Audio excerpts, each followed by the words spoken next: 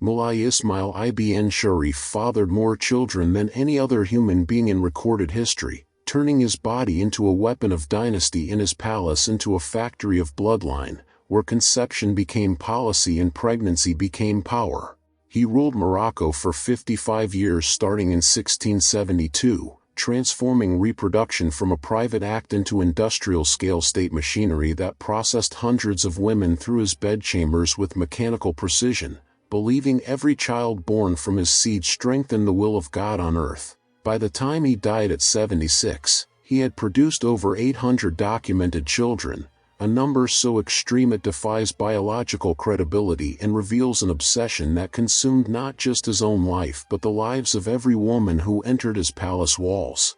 The city of Meknes before Ismail's transformation was a modest settlement in north-central Morocco, nothing that suggested it would become the headquarters of history's most systematic breeding program. But the Sultan looked at its location between the Atlantic coast and the Atlas Mountains and saw perfect geography for building something unprecedented in scale and ambition. He poured the wealth of his kingdom into construction that lasted decades, erecting walls 25 feet high and stretching for miles, creating a fortress city that doubled as a prison where thousands of women would spend their entire lives inside compounds they could never leave, their existence reduced to a cycle of waiting, conceiving, giving birth, and waiting again for the Sultan's next visit to their chambers. The palace complex he built within those walls wasn't designed for beauty or comfort but for industrial efficiency and human reproduction, with separate quarters arranged by the age and status of the women housed there. Younger girls kept in one section until they reached physical maturity. Pregnant women moved to another area where midwives and physicians monitored their conditions like farmers checking livestock. Mothers with infants placed in nurseries where wet nurses handled the actual work of feeding and care so the women could return to reproductive availability as quickly as possible after giving birth. Every aspect of the architecture served the single purpose of maximizing the Sultan's access to fertile women while minimizing any disruption to the process, creating pathways that allowed him to move from chamber to chamber without wasting time, because time meant opportunities for conception lost forever, and Ismail treated his own mortality as a deadline that made every day without multiple sexual encounters a tactical failure in his campaign to populate Morocco with his children. The eunuchs who managed this system weren't decorative figures but administrators with real power, men who had been castrated specifically to serve in this capacity without posing any genetic threat to the purity of the Sultan's bloodline, and they operated with brutal efficiency that would have impressed any modern human resources department. They maintained schedules that rotated women through the Sultan's availability based on their menstrual cycles, calculated to maximize the chances of conception during each encounter, because Ismail demanded not just sex but results, pregnancies that would produce children to add to his growing total. The eunuchs tracked which women had already given birth and how many times, moving them lower in priority once they had produced several children, because the Sultan's goal wasn't to father multiple children with any individual woman but to spread his seed as widely as possible across the maximum number of mothers, creating diversity in his offspring that would serve different political purposes as they grew to adulthood. Women arrived at Meknes through a network of procurement that stretched across every province of Morocco and beyond its borders, brought as gifts from tribal leaders seeking favor, purchased from families desperate for money or status, captured in raids against rebellious regions, or simply taken by force when officials identified a particularly beautiful or healthy candidate for the imperial harem. None of them had any choice in the matter because the Sultan's desire superseded all other considerations including marriage contracts, family bonds, or personal preference, and once a woman entered the palace complex she became property of the state, her previous identity erased and replaced with a new designation based solely on her role in the reproductive machinery. The initial processing these women underwent resembled medical examination more than seduction, with physicians checking for diseases, deformities, or any condition that might affect fertility, because Ismail had no interest in women who couldn't conceive or who might pass genetic problems to his children, viewing the entire selection process through a lens of quality control that treated human beings as raw materials requiring inspection before use. Inside the walls of Meknes, time moved differently than in the outside world, measured not in seasons or years but in pregnancies and births, the constant sound of infants crying creating a background noise that never ceased because at any given moment dozens of babies were being born while hundreds more grew in their mothers' wombs. The women lived in a state of permanent suspension between past and future, cut off from the families and homes they came from, with no prospect of ever leaving the palace or reclaiming their own lives, their existence entirely consumed by the biological function the Sultan had assigned them. Some of them went mad from the isolation and monotony, others formed fierce bonds with fellow captives in their quarters, and a few managed to leverage the birth of a son into slightly better treatment or marginally more freedom within the confines of their imprisonment, but none of them ever escaped the fundamental reality that they existed solely to receive the Sultan's seed and carry it to term, over and over again until age or illness finally made them useless for that purpose. Ismail structured his days around sexual encounters the way other rulers scheduled military reviews or diplomatic audiences, treating copulation as his primary duty and everything else as secondary distraction from the essential work of producing offspring. He rose before dawn and began his rounds through the palace quarters, moving with purposeful efficiency from one chamber to the next, spending just enough time with each woman to complete the act of intercourse before moving on to the next, because his goal wasn't pleasure or connection but simple biological transfer, the delivery of seed into fertile ground that might take root and grow into another addition to his genetic empire. His stamina became legendary not because he was particularly skilled or passionate but because he approached sex as labor, something to be done repeatedly and methodically without allowing emotion or exhaustion to interfere with productivity, and he maintained this routine into his 70s. His obsession with fatherhood overriding the normal decline of aging as he continued to visit multiple women each day even when his body struggled to keep pace with his ambition. The women who received these visits described them later as impersonal and mechanical, encounters stripped of any pretense of romance or even basic human warmth, where the Sultan entered, completed his biological objective, and departed without conversation or acknowledgement of them as individuals rather than receptacles. He kept his clothes on during most encounters to save time, barely looked at the faces of the women beneath him, and showed no preference based on beauty or personality because those qualities were irrelevant to his purpose, caring only whether each woman was healthy enough to conceive and young enough to survive childbirth safely. This coldness wasn't cruelty in his mind but professionalism, the appropriate attitude for someone engaged in serious work that required focus and discipline rather than emotional investment, and he genuinely seemed to believe that treating sex as a pleasant diversion rather than a duty would diminish its effectiveness in producing the children Morocco needed to secure its future under his bloodline. The bureaucracy surrounding these encounters rivaled that of military campaigns, with scribes recording the date and time of each sexual act, the identity of the woman involved, and eventually the outcome of whether pregnancy resulted from that particular encounter. These records served multiple purposes beyond simple documentation, allowing physicians to calculate due dates, helping eunuchs schedule follow-up visits if a woman failed to conceive after the first attempt, and providing Ismail himself with a running total of his reproductive output that he reviewed regularly like a general studying casualty reports after battle. The numbers themselves became a form of validation for him, proof that he was fulfilling his divine mission and securing Morocco's future through sheer biological abundance, each pregnancy representing not just another child but another victory in his personal war against the entropy that claimed all dynasties eventually through weak heirs or broken succession. When women became pregnant,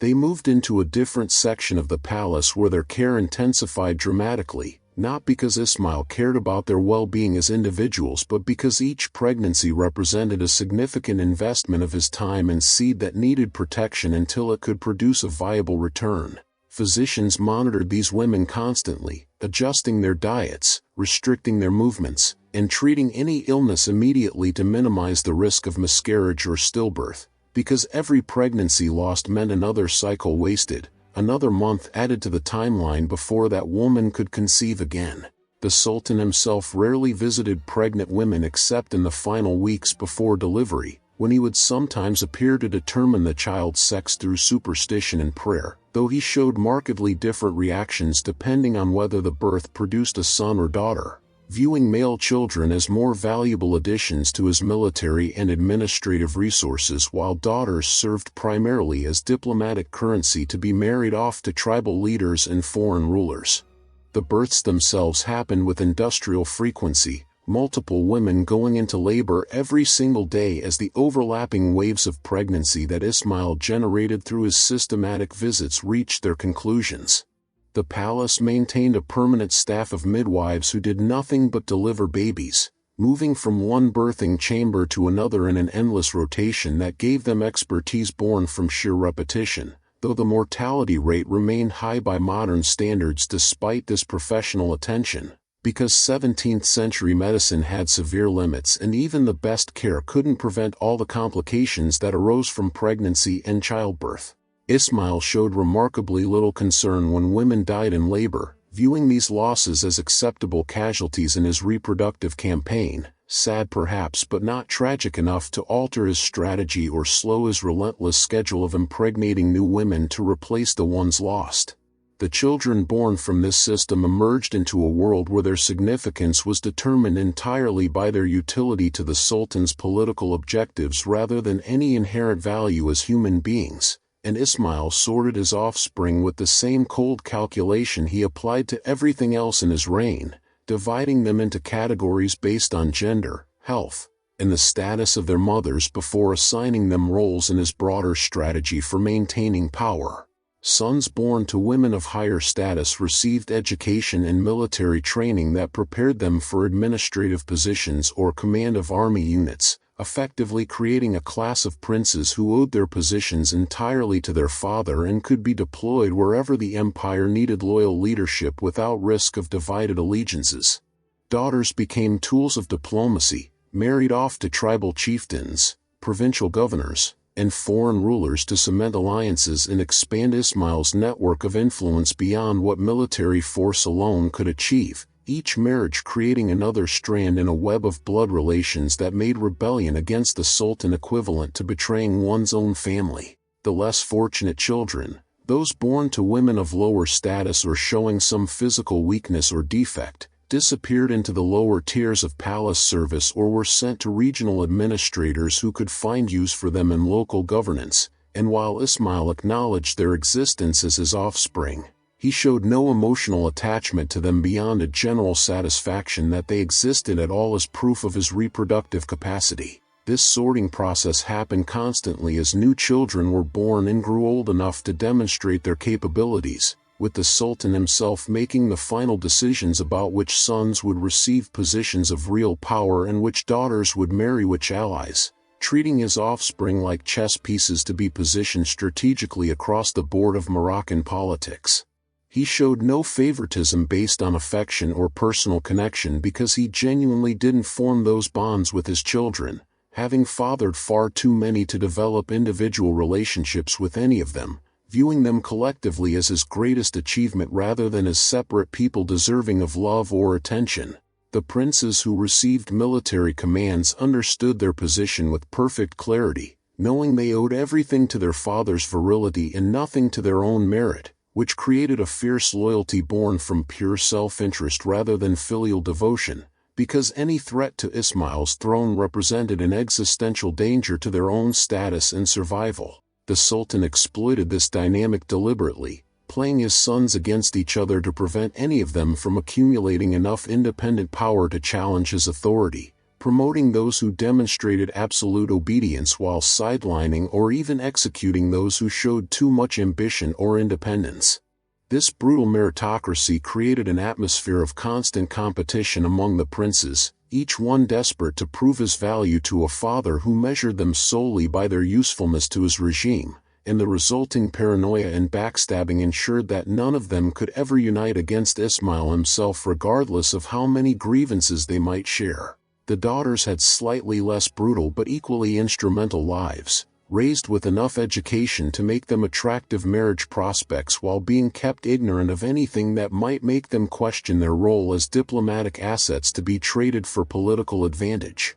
Ismail arranged their marriages with the same attention to detail he applied to military campaigns, calculating exactly which alliance each daughter could secure and timing the weddings to maximize his strategic position at crucial moments in his reign. Some of these marriages connected him to powerful tribes that might otherwise have rebelled, others linked him to neighboring kingdoms that could threaten Morocco's borders, and a few served purely domestic purposes by rewarding loyal officials with the prestige of marrying into the imperial family. But none of them considered the preferences or happiness of the daughters themselves because those concerns were irrelevant to their function as tools of state policy. The sheer number of children Ismail produced created administrative challenges that required an entire bureaucracy dedicated solely to tracking his offspring, recording their names, ages, mothers, and positions within the empire's structure, because even the Sultan himself couldn't keep track of them all without institutional support.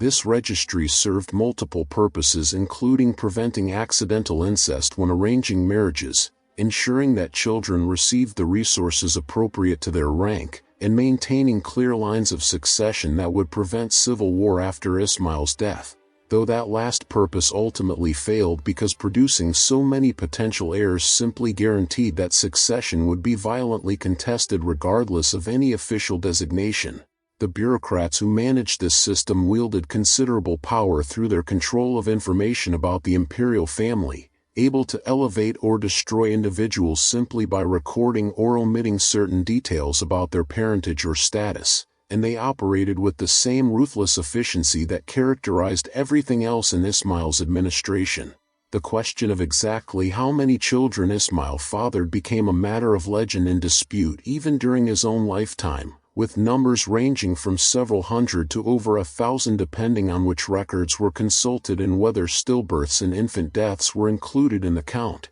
The Sultan himself claimed to have fathered more than 800 children by the time he reached his 70s, a number he announced with obvious pride as proof of his exceptional virility and divine favor, though modern historians debate whether this total is accurate or inflated by exaggeration and poor record-keeping. What remains beyond dispute is that he produced vastly more offspring than any other ruler in recorded history, surpassing even the most prolific monarchs by factors of 5 or 10, achieving numbers that strain biological credibility and require accepting that he maintained an astonishing level of sexual activity sustained across decades without interruption. The mathematics of this achievement reveals the sheer scale of Ismail's obsession when calculated across the 55 years of his reign, because producing 800 children over that period requires averaging more than 14 births per year, and accounting for the 9-month pregnancy period means he needed to impregnate at least 14 different women annually just to maintain that pace.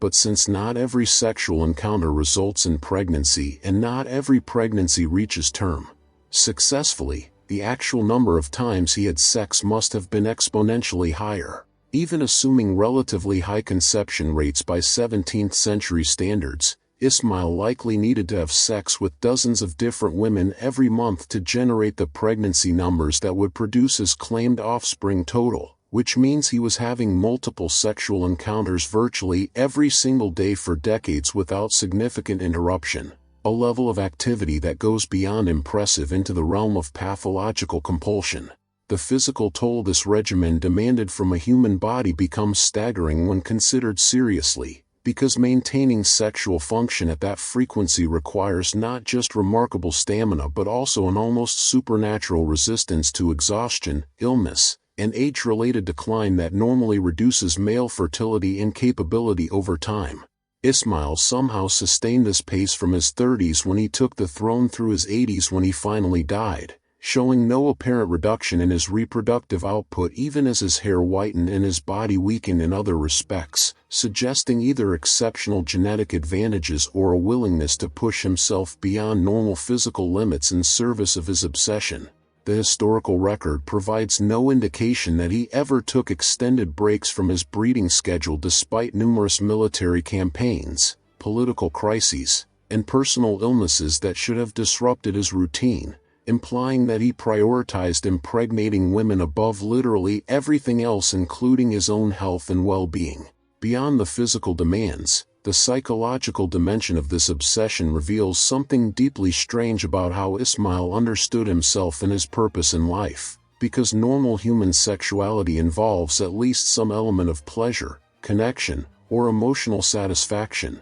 but he seems to have stripped all that away and reduced sex to pure biological transaction performed with industrial efficiency. He showed no interest in individual women beyond their fertility, formed no lasting attachments to any of his many partners, and expressed no apparent enjoyment of the sexual act itself except insofar as it produced children to add to his total, treating copulation as work to be done rather than pleasure to be enjoyed. This coldness suggests that his drive to reproduce came from somewhere other than normal sexual desire, perhaps from a genuinely pathological need to prove something through sheer numerical achievement, or from religious delusion that convinced him he was literally acting as God's instrument to populate the earth with righteous bloodline. The women trapped in this system bore the true cost of Ismail's mathematical madness, their bodies used up and discarded as they moved through cycles of pregnancy, birth, and recovery that consumed their health and often killed them outright when complications arose.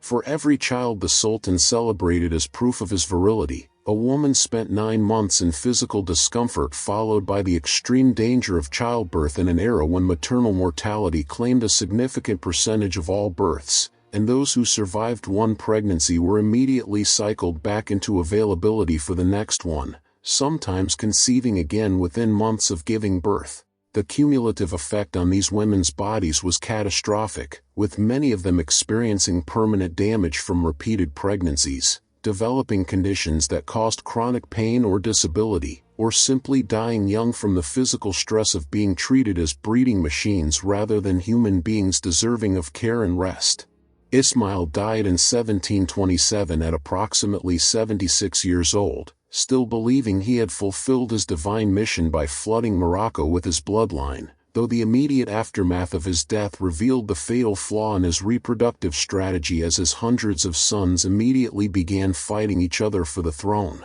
The succession crisis that followed lasted decades and produced chaos across Morocco as different princes raised armies, formed alliances, and fought brutal campaigns to claim their father's position, each one believing he had as much right to rule as any of his brothers because they all shared the same father and none of them had received any clear designation as the legitimate heir. The civil wars that resulted from this confusion killed thousands of people and nearly destroyed the dynasty Ismail had spent his life trying to secure, proving that producing vast numbers of children without establishing clear succession rules simply guaranteed conflict rather than preventing it. The surviving children of Ismail's harem faced widely varying fates depending on their gender, rank, and luck, with some princes eventually claiming positions of real power while others died in the succession wars or disappeared into obscurity. The daughters generally fared better because they weren't directly involved in the fighting for the throne, though many of them found themselves pawns in new political arrangements as different factions tried to cement alliances through marriage to Ismail's female offspring. The grandchildren and great-grandchildren multiplied rapidly as the Sultan's descendants reproduced themselves, creating an exponentially growing population of people who could claim relation to the imperial bloodline, though this connection became increasingly diluted and meaningless as the generations passed and the number of living descendants reached into the thousands. Modern Morocco still contains people who can trace their ancestry back to Moulay Ismail through the complex genealogies maintained by families proud of their connection to the historic dynasty, though the significance of this heritage has diminished to symbolic status rather than conveying any actual power or privilege. The genetic impact of one man fathering so many children over such a sustained period created a detectable signature in Moroccan DNA that researchers can still identify centuries later,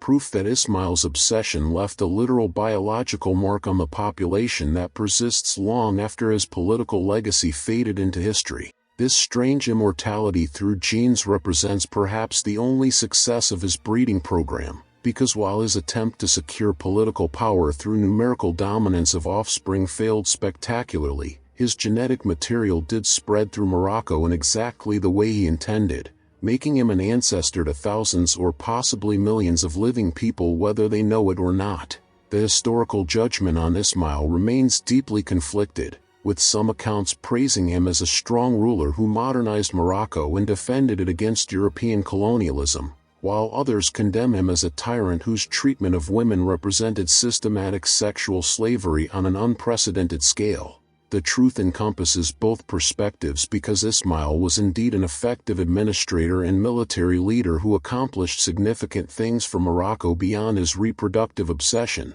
but his treatment of the women in his harem was undeniably monstrous by any ethical standard, reducing hundreds of human beings to breeding machines in service of his delusions of divine purpose. The fact that he saw no contradiction between these two aspects of his reign, viewing the systematic exploitation of women as just another form of effective governance, reveals how thoroughly he had dehumanized half the population in service of his own ego and ambition. The city of Meknes today preserves some of the architectural remnants of Ismail's reign, including portions of the massive walls he built and ruins of the palace complex where his breeding program operated, though the specific buildings where women were housed have mostly crumbled into dust, erasing the physical evidence of what happened there even as the historical record preserves the basic facts.